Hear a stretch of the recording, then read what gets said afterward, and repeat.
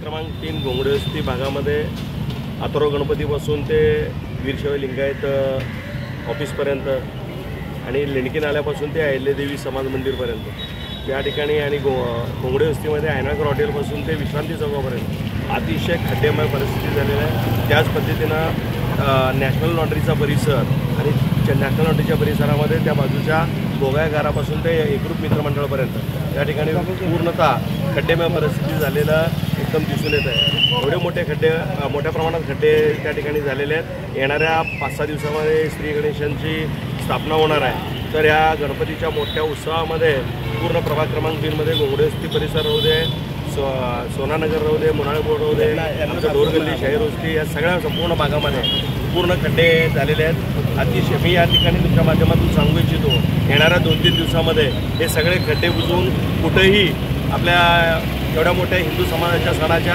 गणेशोत्सवाच्या जयंतीला कुठेही गालबोट न लागता चांगल्या पद्धतीनं गणेशांची स्थापना व्हायला पाहिजे। जर करता काय झाल्यास काही विडंबना झालं, काही चूक झालं, काहीतरी अपघात घडला तर त्याचं पूर्णपणे महानगरपालिका व महानगरपालिकेचे आयुक्त व प्रशासन या ठिकाणी जबाबदार राहतील। वारंवार जेडोंना किंवा जेईंना सांगूनसुद्धा ही परिस्थिती अशीच बिकट होत चाललेली आहे। अतिशय खड्ड्यात रस्ता आहे की रस्त्यात खड्डा आहे अशी परिस्थिती असताना मी तुम्हाला तुमच्या माध्यमातून सांगतो, लवकरात लवकर 2-4 दिवसात जर नाही झालं तर इथं रस्त्यावर उग्र आंदोलन आमच्या सगळ्या नगरसेवक संजय पुरी साहेब असतील, आम्ही असेल, सगळे भाजपाचे कार्यकर्ते असतील, सगळ्यांनी आम्ही रस्त्यावर उतरून या ठिकाणी आंदोलन करू असं या तुमच्या माध्यमातून इशारा देतो।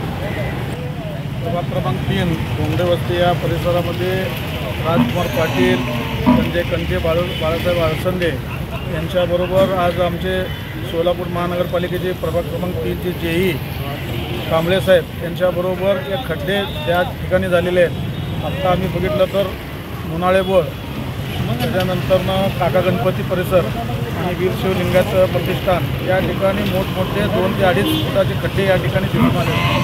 खरं तर सगळ्या महाराष्ट्रामध्ये गणरायाचं आगमन होणार आहे, त्यावेळी असल्या खड्ड्यामधून जेव्हा गणराया येत असताना काही अपघात होण्याची शक्यता आहे। म्हणून आज आमचे राजकुमार पाटील यांनी सांगितले की आपल्या भागामध्ये शाहीर वस्ती राहू दे, दाळगी प्लॉट, डोरगल्ली, घोंगडे वस्ती या ठिकाणी फिरून आम्ही आणि विशेष करून गुरुदत्त चौक ते आयनाळकर हॉटेलपर्यंत विश्रांती चौकापर्यंत तोही रस्ता खराब झालेला आहे आणि येणाऱ्या दिवसातच माननीय विजयकुमार देशमुख मालक यांच्या प्रयत्नातून धूळमुक्तीमधून हे दोन्ही रस्ते येते, परंतु त्या ठिकाणी तातडीचं पावसाळा असल्यामुळं खड्डे जादा झाल्यामुळं रस्ता करता येणार नाही।